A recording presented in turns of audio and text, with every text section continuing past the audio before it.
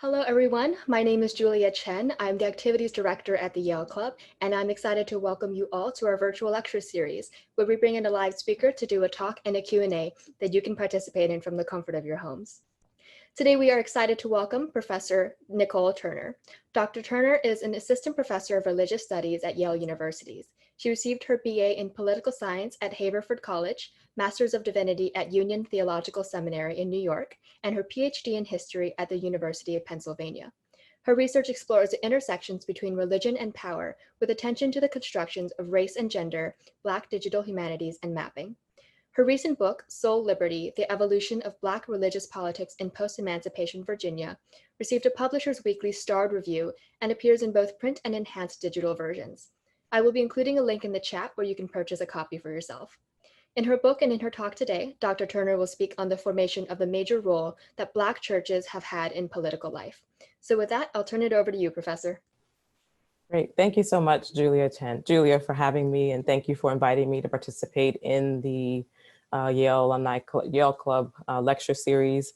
I want to say thank you to all of you who've shown up this evening to hear this presentation in the midst of a global pandemic that has disproportionately affected Black and Brown people in the midst of sustained protests in the country around issues of police violence and in advocating for recognition of Black people's lives.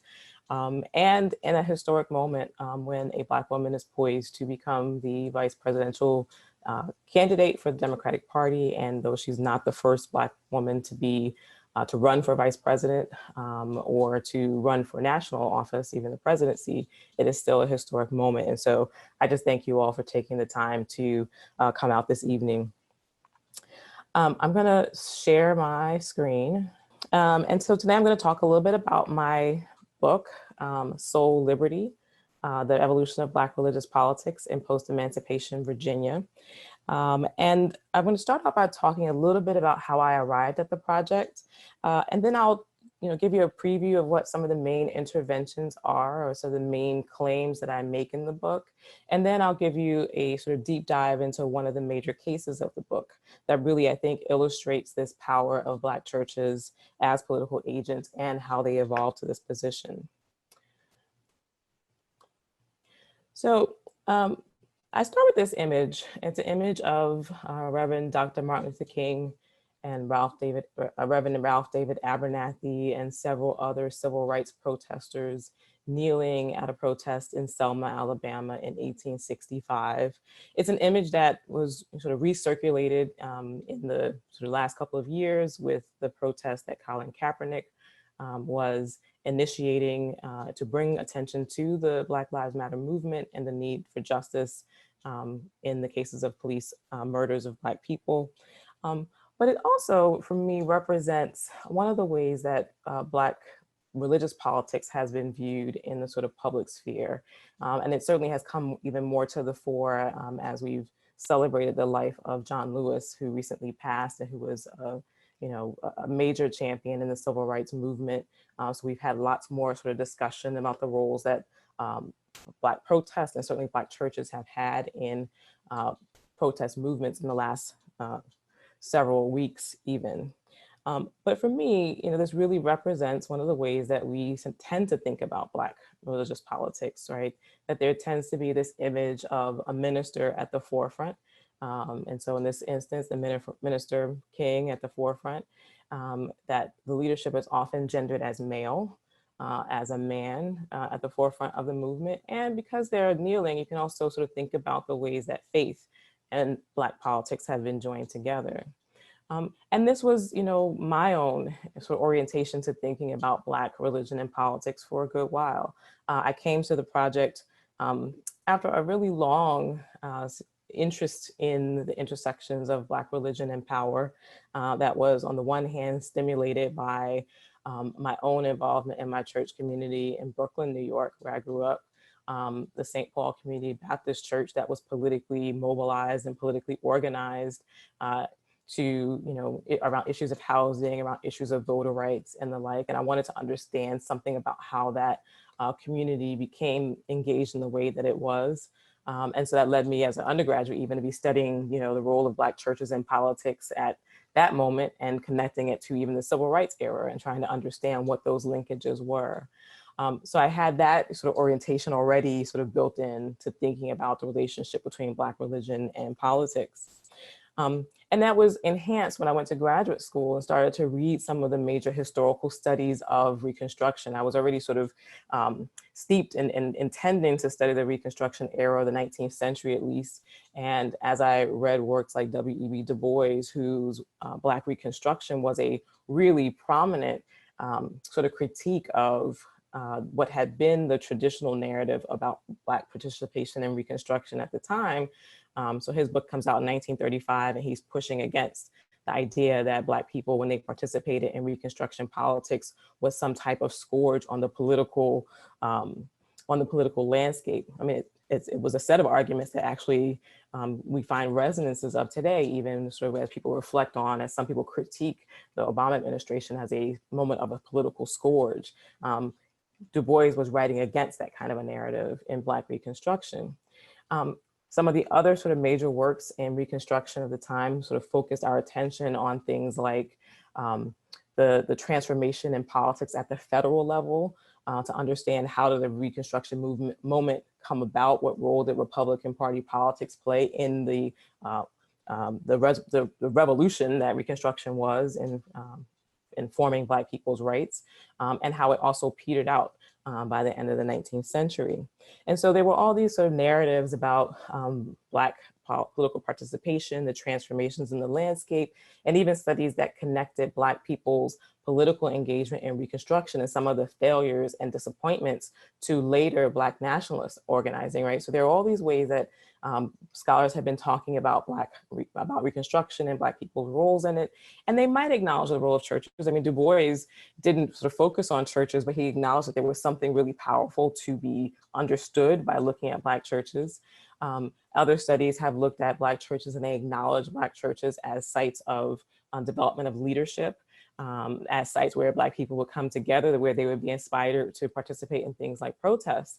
But to me, these accounts of Black religion often tended to be pretty flat, right? They sort of fixed Black churches as these places where they were speaking and organizing, and that was what they were,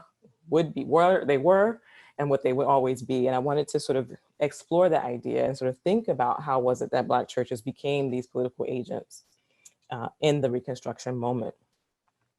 And then there was another set of, readings and discussions about Black churches and kind of how do we come to understand what Black churches even are, and understanding that Black churches were not just sites of political organizing, but they were also, the objects of political discussion, that there was a lot of discussion about what role should Black churches play in Black communities. And so all of this, my sort of personal experience married to the sort of reading of the literature led me to this project where I really wanted to explore how was it that Black churches became political agents, and to see if I could offer a more nuanced take on the period of Reconstruction and understanding what happened during that time. So my book makes basically three main interventions. The first one has to do with political claims making. So the first thing that the book does is really pushes on the traditional narrative of Black churches as places where Black people develop public speaking skills and organizing skills, and looks deeper at what was actually taking place in Black religious communities after emancipation. And one of the things that comes to the fore very prominently in the records of the churches is that these were sites of political claims making. So one of the first things that Black people and churches did after emancipation, and even in the sort of years leading up to the end of the Civil War, was to form associations. These were gatherings or groupings of churches, usually regionally organized, where they would meet together to sustain each other in the work of, carrying out religious community, right? And then, witnessing to one another and doing that type of work. But they also recognized in that particular moment that they argued that they were the ones who were best qualified to carry out the work of aiding the freed people, and that they used their sort of conventions and organizations to demonstrate their political skill. So they had things like annual conventions, they had sometimes quadrennial presidential elections, very much sort of resonant with the sort of public political sphere landscape of political engagement. They had constitutions, they had committees, they had elections, and they had changes in their electoral practices.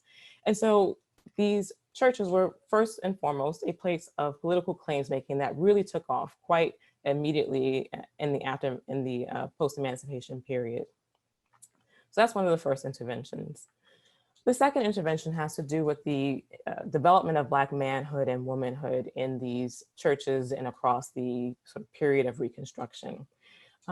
So by looking at the ways that Black men and women show up in the landscape of Reconstruction, I'm able to sort of understand that when we talk about something like Dr. Martin Luther King and the sort of ministerial leadership being gendered male, that wasn't something that was a foregone conclusion at the immediate post-emancipation moment.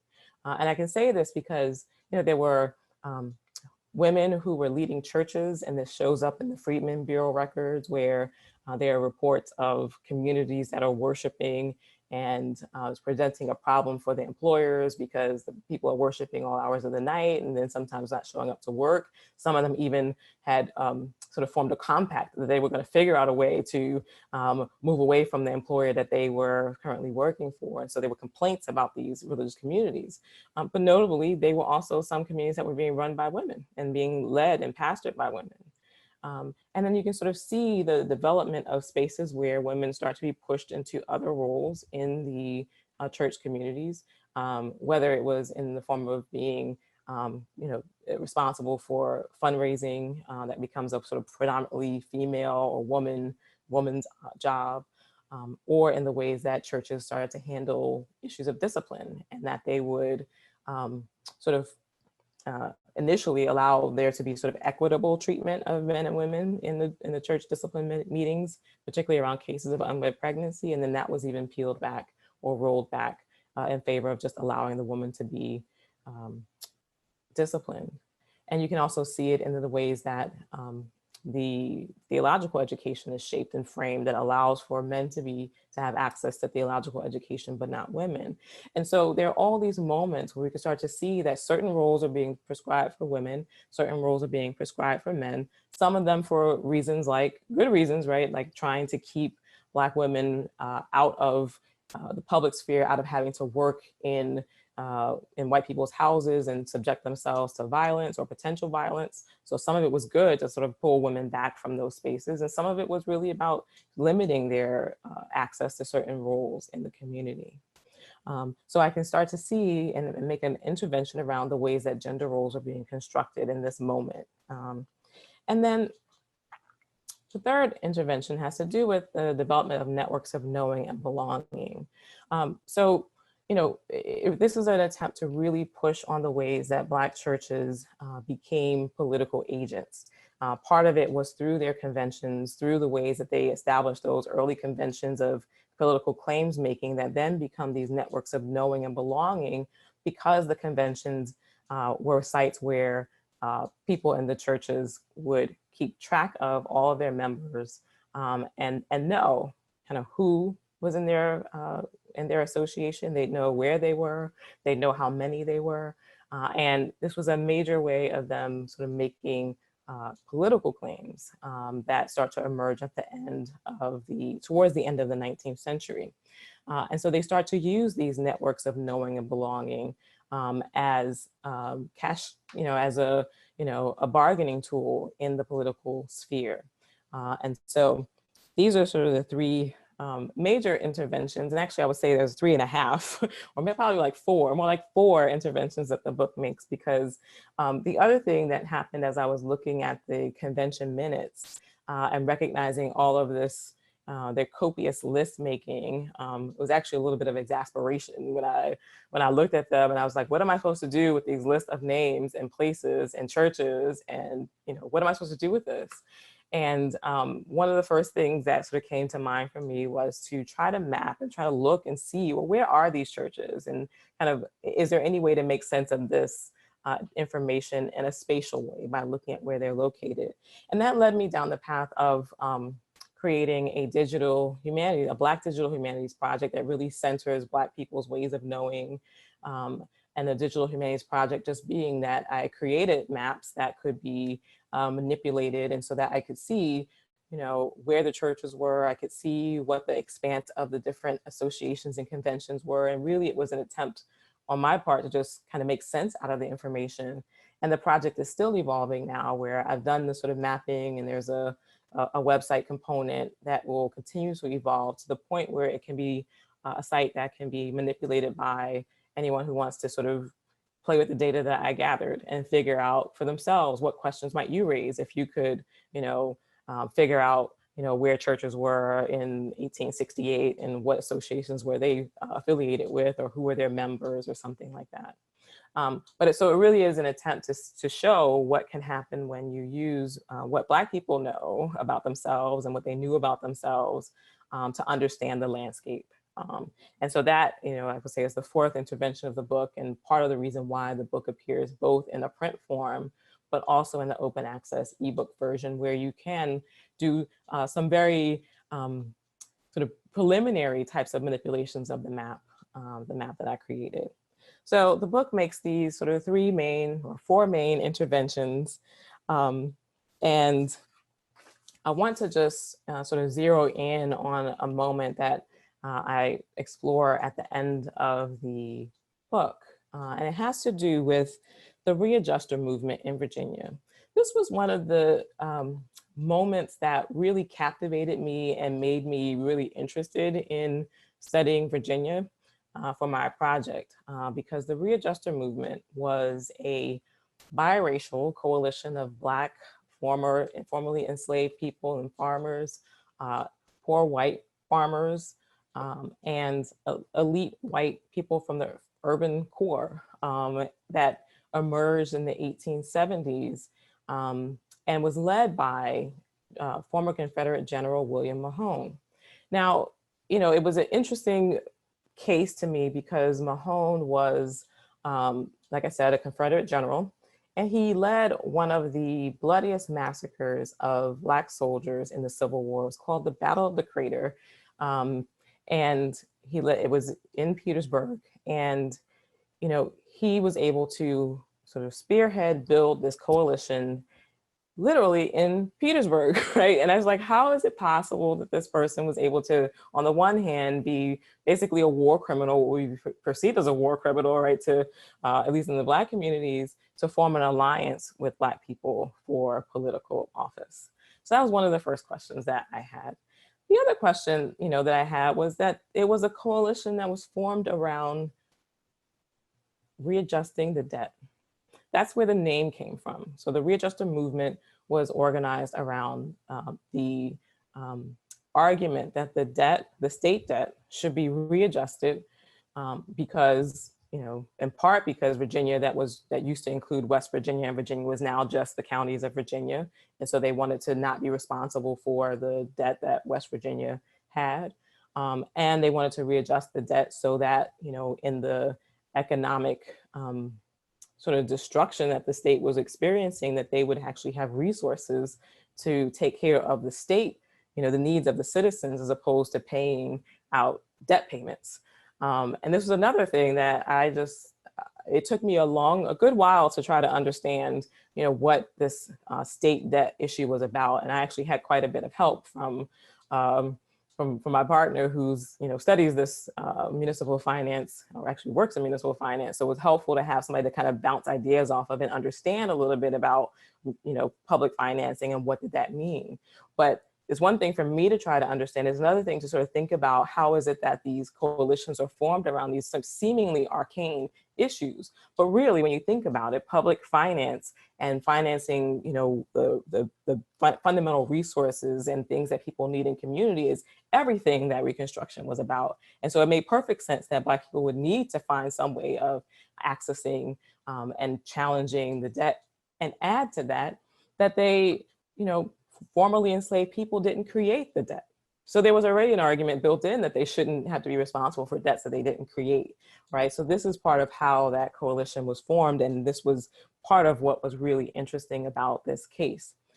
What I will say too, though, is that so William Mahone is very well known in terms of this moment of how he was organizing, well known for his organizing in the Readjuster movement. And he tends to crowd out in the narrative of what happened anything else that might sort of, draw our attention. In this case, in my case, he crowds out the role that churches played. And people will acknowledge that churches played an important role in the Readjuster movement in helping to form these coalitions. But Mahone really does kind of suck all the air out of the room. And it's understandable because when I went to do my research and learn a little bit more about what Mahone was doing in organizing, his archive is voluminous. I was almost, seduced into writing about Mahone because I thought I could, you could spend a year in his archive and not have read everything that he left. And so it would have been really easy to write a story that was based around Mahone. But what I also learned and what I also knew was that the Black Church Association records were also quite voluminous, something that I had been told I probably wouldn't find a whole lot in the churches, and I probably wouldn't find a whole lot in the minutes. And that it might be a difficult story to tell based on these records. And what I found, though, was that for the Baptist church associations, that there were extensive minutes that were kept, and records that were kept. Their annual minutes were, preserved. Some of the association minutes for the entirety of the remainder of the 19th century. And so there actually was quite a voluminous record of the convention minutes. And as I pointed out before, not all of it is, immediately evident what you can do with that information. But I was able to make sense out of how it was that Black churches actually played an important role in this Readjuster movement. Part of the ways that I was able to see this is because, just by doing a comparison in part of the what General William Mahone found out about churches and what the Black churches knew about themselves. And so this map sort of illustrates how Black church associations, what they knew, where they knew where they were, and they knew that they were in places that Mahone didn't tap in his 1883 canvas, trying to learn more about where the churches were, who their members were. And one of the things that this map can't convey is that these different associations met every year. So it wasn't as though they did a one-time snapshot of where Black churches were, who their members were, who their leaders were, and all that. They did this every year. And they were also meeting together every year. And so the dotted sections of the map actually reflect not just a snapshot of a moment in time, but part of a longer duration of engagement. And so in the Readjuster movement that was able to build a coalition of Black people, it's a coalition that relied on these church networks in part. And I sort of understood even more how important these church networks were to the Readjuster movement, because as Mahone was conducting his canvass in 1883, he asked every county chairman to provide him a list of the names of the churches in their community and the ministers or pastors of those churches. And one of his county chairmen actually, some of them sent, letters, and they would write the names of the churches, and they might write a few notes about, who was a leader or whether or not they knew them or something like that. Some of them said they had a hard time actually even getting the information. But one of the county chairmen just sent him the page from the church convention in his that covered his county. And to me, that was the sort of greatest acknowledgement that the information that Mahone was seeking was already well known in the Black church communities. And so, they're already, out front in terms of their own organizing strategies. And then the other piece that sort of becomes pretty evident, and I would not have fully appreciated if I hadn't done this mapping exercise, was that as I did find sort of the few sort of letters in Mahone's collection of people who were trying to negotiate for political office, so for political patronage, that people are making claims based on broad geographies, broad networks. So there's a letter in his collection, in his archive, of that comes from students at Howard University in 1881 are writing to General Mahone and saying, we would like for you to nominate our professor, James Gregory, for a foreign appointment. And they note that, there are, 4 students writing from, these different localities in Virginia, and that they plan to be home for the election in that fall. And I probably wouldn't have thought much of that. I was just, acknowledge that there was some type of political claims making going on, but the geographic scope of those claims was one that, was pretty remarkable. And it's not the only example of the sort of geographic, sort of claims making that was going on. So, the Readjuster movement is one that, often is told through the prism of, Mahone and how great he was at political organizing, but not often sort of told through the framework of Black churches that were already building these networks, and they already knew all the information that he was trying to secure. And the Readjuster movement sort of gives place to what is yet another moment where we can actually see those strategies of political claims making, those strategies of, sort of developing these networks of knowing and belonging, can be seen, in the campaign of John Mercer Langston, who was the first Black U.S. Congressman elected from Virginia in 1888. John Mercer Langston, who, was he was contemporary and a colleague of Frederick Douglass, somebody who was very prominent in electoral politics, who was independently wealthy,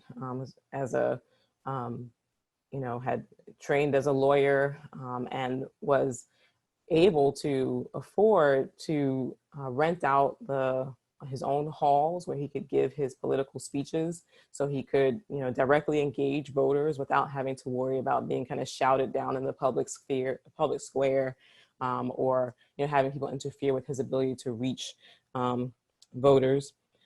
But what also stands out about John Mercer Langston's campaign is that he was nominated by a sort of self-appointed delegation of Black folks in the 4th Congressional District who wanted him to run for office. They wanted him to run for office because, based on that sort of, 20+ year history of demonstrating political capacity, they argued that Black people were ready to hold office at the highest level, something that the Readjuster movement wasn't willing to support. And so they nominated Langston to run for the congressional seat. In that campaign, Langston draws on, but doesn't sort of use Black churches in these ways that we might expect. So Langston draws on the support of Black ministers, and though they were supportive of him, they were not at the center of his sort of arguments, and not at the center of his sort of framework for engaging Black voters. It was important for him to have their support, but they weren't at the center. And Langston used a coalition, a supportive coalition of Black women who, though they were not able to vote, did support his campaign. He writes in his biography about the roles that Black women played in helping their husbands and sons participate in the election. So he's able to draw on the kinds of organizing and work that Black women did, and some of which was already being cultivated through the churches and the conventions. And then he also, and this is probably the sort of most interesting point to me about how he was using the networks of Black churches and this sort of strategy of network building. So John Mercer Langston anticipated that there was going to be there would be shenanigans in the election. And he anticipated that the Democrats would try to claim that they had won the election when he in fact had won. And so what he did was he organized his campaign support network of poll watchers, one of whom was a member of one of the local churches in Petersburg, who was a poll watcher who recorded the names of every Black man who showed up to vote in that election. And so when the election returns come back and they declare that John Mercer Langston is not the winner of the congressional seat, he takes his case to the Congressional Contested Elections Committee. And he is able to make the case that he actually won counties and sort of districts and wards that the election reporters said that he hadn't, by having his poll watcher, who was a member of the church, who had cataloged all the names of the people who had voted, read those names into the congressional record. They have a record of every person who turned out to vote for Langston. And it's on the basis of this support, on the basis of this evidence, that he's able to win this congressional seat. And so, and this is another way that we see the strategies and organizing of Black churches, but really the strategies of Black churches being deployed in the political setting and to great effect. And so it is in this way that the study sort of culminates in demonstrating how Black churches evolved over the course of the post-emancipation period, and a new look at how Black churches informed and influenced the politics of Reconstruction. And so in this moment, to sort of bring this to a conclusion, I wanted to think about sort of, why is this important? What do I hope, that you'll take away from this? What insights does it offer to us today? And first, I would say, I hope that by telling this story of Black churches and their change over time after Reconstruction, that Black churches can be released from the sort of paradigm of thinking about them as either politically active or politically inactive, right? That there is a much broader story to be told about Black churches and what they've done and how they changed and what strategies they've used and why they came to use them. So it's a hope that we can think even more expansively about how Black churches are political agents and how they've become so. But I think even as we sort of can liberate churches from this sort of very limiting paradigm of a sort of opiate or catalyst, that we can still start to have some critical conversations about gender roles in Black religious communities and think about the ways that certain roles are crafted for men and for women and what the implications of those craftings are. I would add that, it's possible, right, to think about the different roles that men and women came to play, and that they had different kinds of power, but power nonetheless. So I don't want to suggest that because women were not ministers, they were powerless, and because men were ministers, they were powerful. But I do want to suggest that we think a little bit more about what goes into crafting those roles and why certain roles are crafted in particular ways. Lastly, I hope that the study will help us to think a little bit more about ministers as political agents. Certainly in the case of John Mercer Langston, we can see how Black church leaders were important figures in his campaign, but they were not the only figures. Political leadership took place at every level of the churches in the communities, from the minister to the members who organized politically to the members who were part of support organizations. And so it's a much broader picture of what kind of activism Black churches engaged in. So you could think about it as, politicians not going just to the minister to get through to the people, but going through the minister to get to the people. And so to really sort of reorient our paradigm of how we think about Black churches and their political agency. So in conclusion, I would say that though, Reverend Martin Luther King lingers in our sort of imaginary about the role of Black religion in politics, and for good reason, that we can also sort of expand the ways that we think about Black religious politics to a more nuanced take of institutions that evolve across time in response to the changes that are taking place around them. So I thank you for your time, and I welcome your questions. Thank you so much, Dr. Turner. Yes, we'll open officially for Q&A now. So to get us started, during your research, I'm not sure if you looked up these statistics, but of the community of Black Americans, is there a higher percentage that are religious? And do you think that the Black church has a role impacting even those who do not identify as being religious? Mm-hmm. Thanks so much for that question, Julia. So what's interesting is I did look at the sort of try to get a rudimentary sense of how many Black people were members of the different churches, because I was able to, use the church minutes to catalog and count up, all the members that they reported. And, in no instance were the members of the associations greater than 25% of the Black population in those counties. But that doesn't mean that the reach and the influence of these institutions was less because of that, partly because membership in churches was something that was not necessarily easy to attain. You had more people who would come and participate in churches, but not be sort of formal members of the churches, that simply can't be accounted for, through any method that I had in terms of using those records.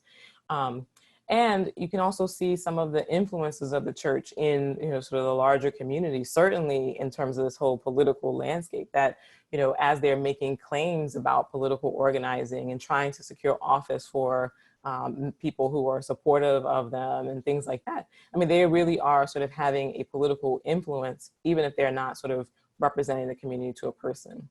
The last thing I'll say is that I also only looked at a snapshot, right? So my records are about the Baptist Church. I did also look at the Episcopal Church, although I didn't have the same kind of membership numbers. And the same thing was true for the Zion Union Apostolic Church, which was a small holiness sect that started in the south side of Virginia. And I didn't have sort of similar numbers to be able to say, well, this is how many are in the landscape completely. So, this is a snapshot told largely through the image of the Black Baptist conventions, but you can still see some of the influence. Thank you. Sure. So we have a question asking, in the story that you told about Langston's election and how he listed the names off, I'm surprised in an age where there's so much talk about voter fraud that they accepted that information from him. That's an interesting point. There was certainly a lot of discussion about voter fraud even then, and moving forward. But I think by virtue of the fact that he had all of that documentation, I think it would be hard to, sort of refute. And so, it went into the congressional record and was part of the, support. I hope I'm getting at the question, the point of the question. Yes, I think so. And to me, it's also quite shocking that they wouldn't try to go back and say, oh, you just pulled this names from your church. These people did not actually come to vote. Mm-hmm. But yeah, I mean, I think that's an interesting question too. But certainly, he could document that he was there.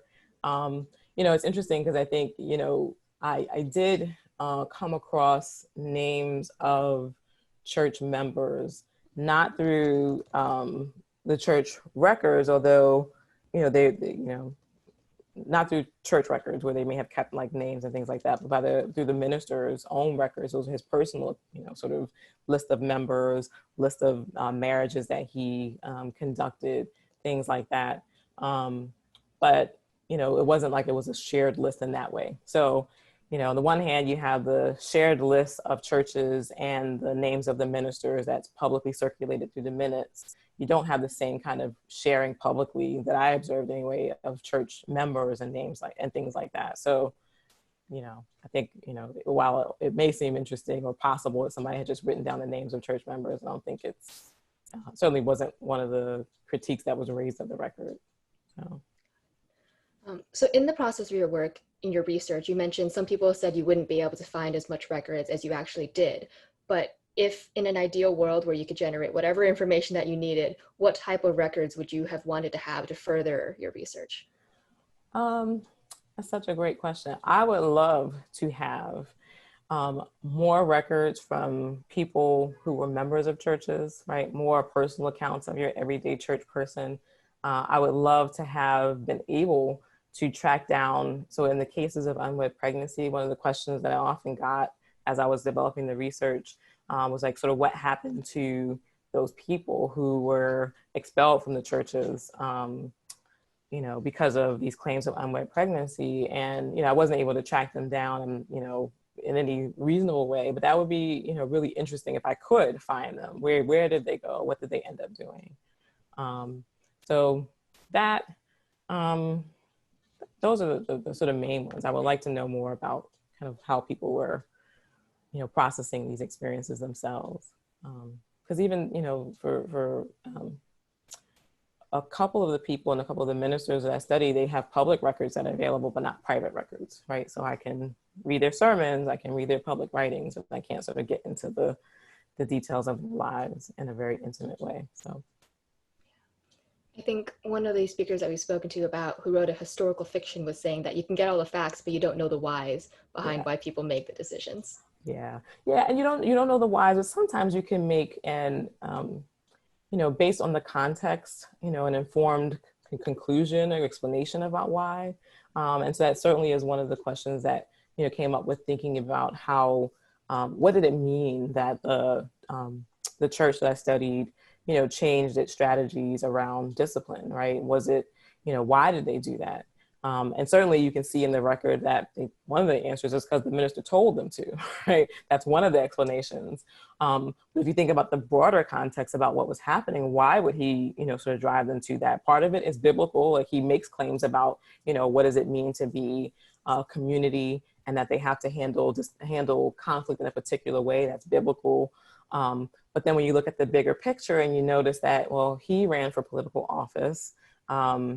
This was a prior to an election that was coming up, one of the first elections after the 15th Amendment, sort of granting Black men the right to vote, and sort of knowing about the larger trajectory of that community and how they really came to see themselves as, kind of standard bearers in the community. Then you can imagine that maybe some of that, and so also knowing the larger context in which Black families were being critiqued and in that moment, then you might also understand that maybe there's a little bit of the broader context influencing that decision. So they don't want to appear as though, they are morally corrupt in some way. And so that might also be, part of the reason why they are, trying to tamp down that conflict. So you can, make more informed conclusions about the why based on the context, but you don't know definitively, Yeah, I wish more people kept comprehensive journals. Right. Right.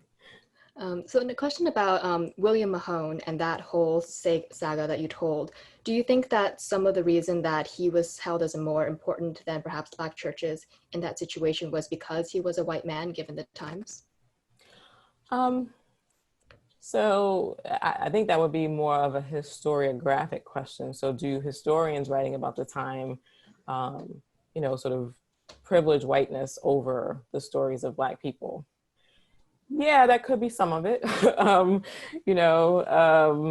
Certainly in the historiography, if you think about the landscape of telling the story of Reconstruction and how great an influence, white supremacy was in even interpreting the period, I don't think it's too far to suggest that racism in some way shapes what people see in the archive, and what they see is valuable. But I will also say that, a lot of it has to do, some of it may have to do with the sort of systemic racism in the archive.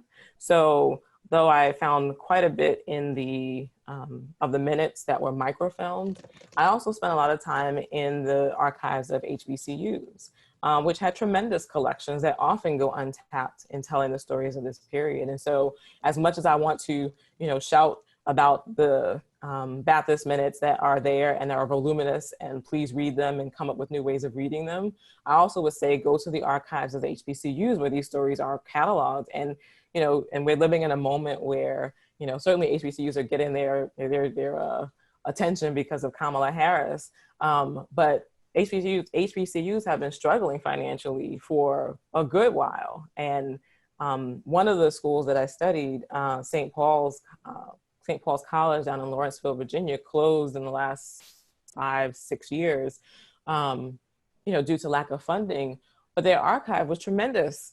And I just sort of made a connection and was like, the archivist was just starting to go through the records, and then the school closed. Thankfully, I forget what it's called when the person takes over, the governance of that institution to basically handle its finances and, dispatch with it. But that person worked with somebody to preserve those records that are now, in a museum setting or some sort. But for a moment I was, like clutching my chest, worried that this archive was going to be lost.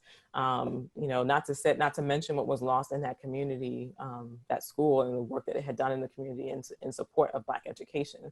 And so, yes, I think there have been biases in the interpretation that could influence the larger narrative. And there's also a need to explore other archives of information that can support these stories. What you say about the funding is Interesting, because we actually had a lecture a few weeks back on Black leaders in Montessori education. And she was mentioning how there were so many that were started, but they just weren't able to generate the funding of their white peers. And so they ultimately ended up closing down. Mm-hmm. Yeah, yeah. I mean, that's a huge issue in the, sort of matrix of how HBCUs are founded. And, for the ones that are state funded, they still struggle to get, to get their due from the state to fund those institutions and fund their curriculums. But then you also have some of the privately funded institutions, and that was what St. Paul's College was. It was a Black school that was funded in part or in association with the Episcopal Church. And so they had a long history of having challenges around getting funding and support for the school. And, the HBCU presidents were always, trying to do the work of fundraising and, gathering support for the institutions, while at the same time having to make arguments that they weren't getting too far ahead of where their donors wanted them to be in terms of pushing race relations and things like that. And so, it was definitely a struggle to sort of develop the funding base to sustain these institutions. So we have a question asking, do you think that the Black church had more impact on the community then or now? So I think that the impact of Black churches is changing. I think, one of the insights that I gained about Black church communities and networks and how powerful they were made me think a lot about Black churches today and the landscapes in which they exist, and how they exert power. So one of the things that sort of comes out of thinking about the civil rights movement and, sort of my earlier studies thinking of civil rights movement and then the sort of, more contemporary churches has to do with where the struggle is, right? So in the civil rights movement, the struggle is at the national level. It's about changing, the government, the laws at the national level to secure rights in the states. As we move forward in time, churches become more engaged in the local politics, right? And trying to shape the landscape of what's happening in the local space. And I think that is, it's part of a lesson that you could take, from something like the Readjuster movement, where, it really was about what was happening in Virginia, although it eventually does move to a sort of federal, national level discussion about where Black people can hold office. But a lot of what they were able to accomplish was like what was happening in Virginia. And so I think that maybe the conversation now is still about the local community. What are the networks in your state, in your region that can bring about change and that the community needs? So I think that's one piece. The other piece has to do with,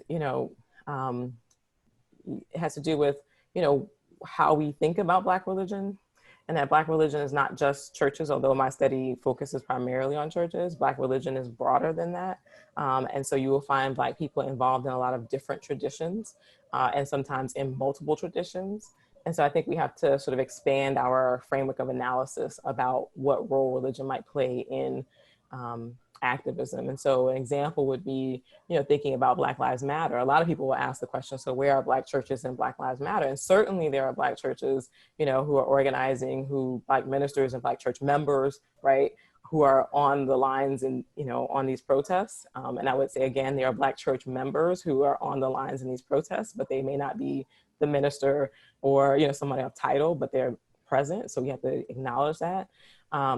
But also, that there are other traditions. And so Patrisse Cullors, who's one of the founders of the movement, is a priestess in Ifa, right? And she sees the sort of religious significance of honoring the dead as part of, the work of Black Lives Matter. And so the role of religion is much broader than, sort of institutional Protestant Christianity.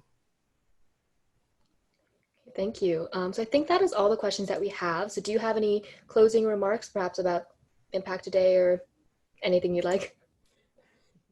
Wow, I never thought I'd get the chance to just say what I want to say, any old thing.